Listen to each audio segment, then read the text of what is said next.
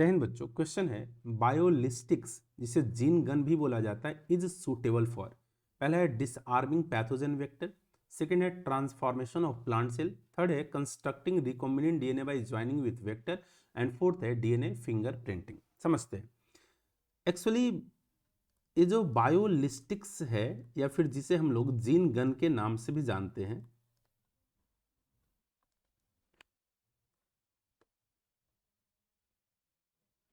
ये इसका जो इंपॉर्टेंस है कि जो फॉरेन डीएनए था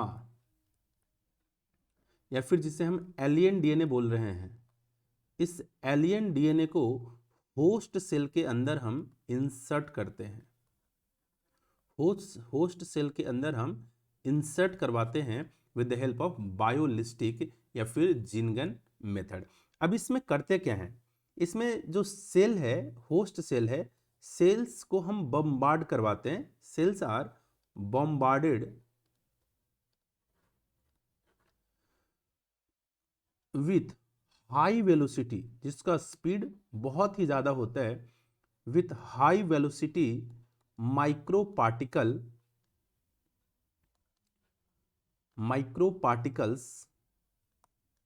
ये माइक्रो पार्टिकल किसका बना होता है? या तो गोल्ड का, और ये पॉइंट आपको याद रखना है, गोल्ड का और या फिर टंगस्टन का।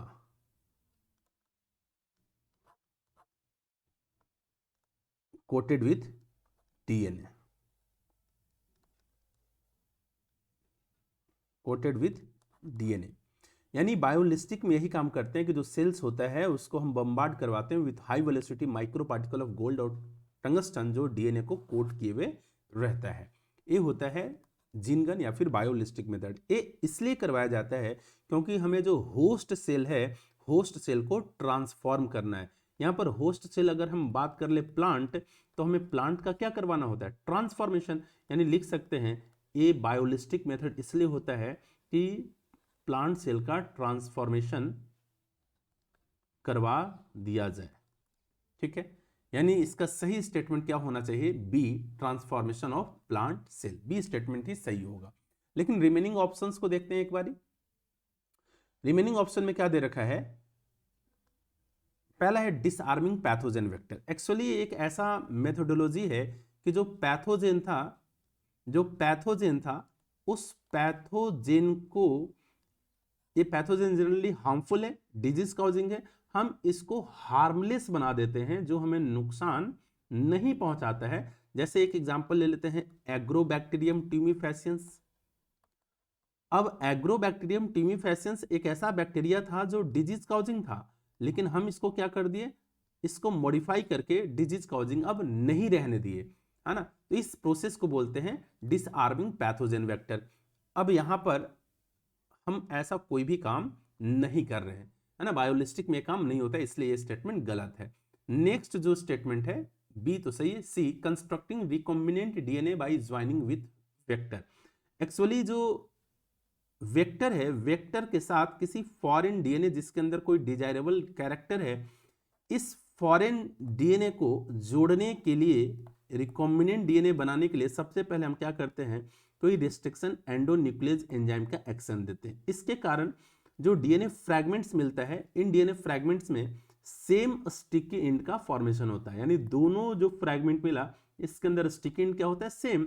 फिर डीएनए लाइगेज के हेल्प से दोनों फ्रैगमेंट्स को हम जोड़ देते हैं और एक रिकॉम्बिनेंट डीएनए बना देते हैं। यहां तक रिकॉम्बिनेंट डीएनए बनाने तक हमें बायोलिस्टिक मेथड का जरूरत नहीं पड़ता। इसके आगे जरूरत पड़ता है कि जो रिकॉम्बिनेंट डीएनए मिला, अब इसको हम होस्ट सेल के अंदर इंसर्ट करते हैं। इंसर्ट करवाने के लिए हमें यहां पर बायोलिस्टिक का मेथड का जरूरत पड़ता है, रिकॉम्बिनेंट डीएनए बनाने का जरूरत नहीं पड़ता। इसलिए सी ऑप्शन भी क्या हो गया? गलत। DNA fingerprinting. एक्चुअली जब हम डीएनए फिंगरप्रिंटिंग की बात करेंगे तो एक ऐसा मेथोडोलॉजी है जिसमें हम हर इंसान का यूनिक चीज क्या है? डीएनए। हालांकि दुनिया के अंदर जितने सारे ह्यूमन बीइंग हैं उसका 99.9% डीएनए कैसा है? सिमिलर। सिर्फ डिफरेंस कहां पर है? डिफरेंस है इस 0.1% पर, और जिस रीजन को हम बोलते हैं VNTRs, variable number of tandem repeat. Variable number of tandem repeat. इस VNTRs के अकॉर्डिंग हम डीएनए का मैचिंग कर लेते हैं और हम ये पता कर पाते हैं कि एक्चुअल में कोई क्राइम हुआ है, कोई रेप हुआ है, उसके एक्चुअल में रेपिस्ट कौन है, या एक्चुअल में किसने एक क्राइम किया है ना। तो DNA fingerprinting actually DNA similarity और डिसिमिलरिटी के बीच में आइडेंटिफिकेशन और डिस्क्रिमिनेशन का एक तरीका है, ठीक है। तो यहाँ पर डीएनए फिंगरप्रिंटिंग भी ऑप्शन नहीं होगा। सही ऑप्शन इसका क्या है, बी, बेस्ट ऑफ लक।